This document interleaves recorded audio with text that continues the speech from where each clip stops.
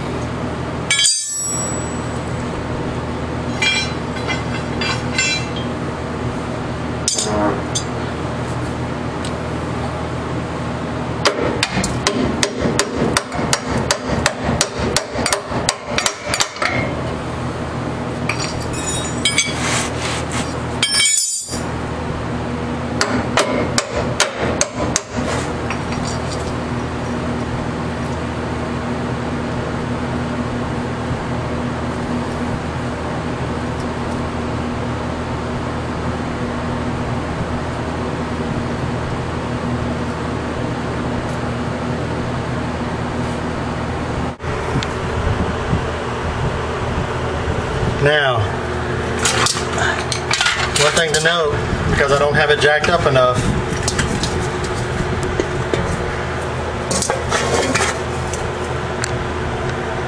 okay, see the bump stop right there? Follow that down, right there's the bolt. That bolt is not going to come out because that other I-beam, or this I-beam on this side, is not letting it come out. So what's going to happen is I'm going to have to jack the truck up, but before I do that, I've got to get that little hook piece. Actually, I may not have to because it looks like it's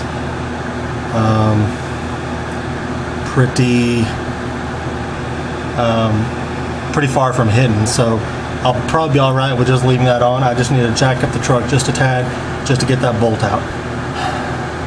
So stay tuned.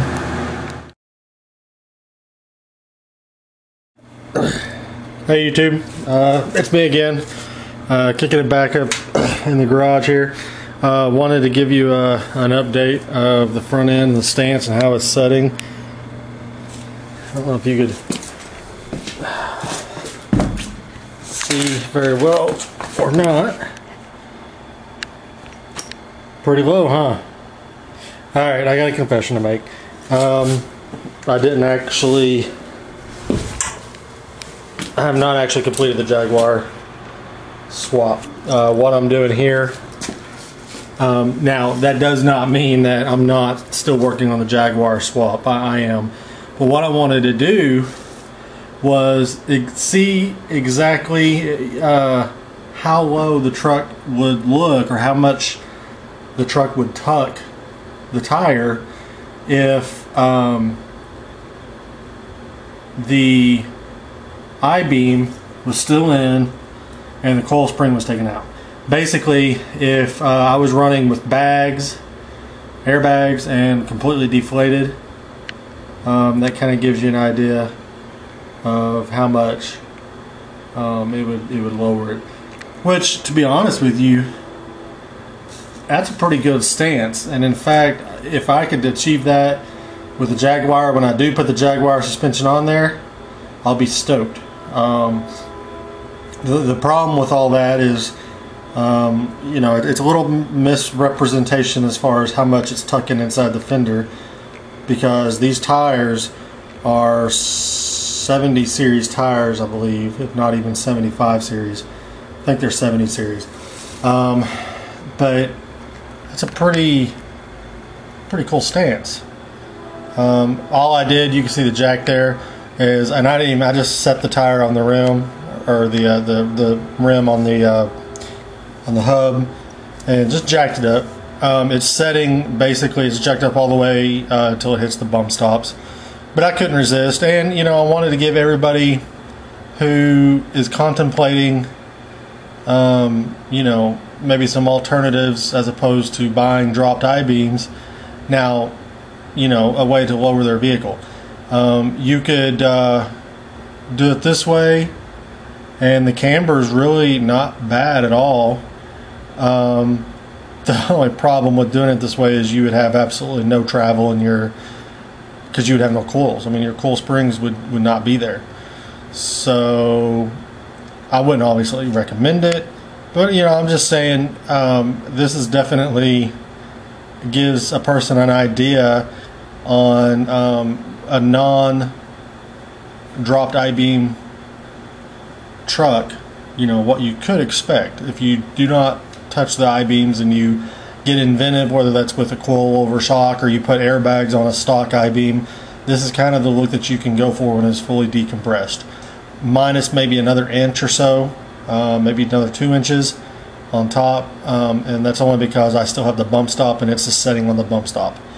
But anyways, I wanted to give you guys that little tidbit of information, and now it's on with the disassemble.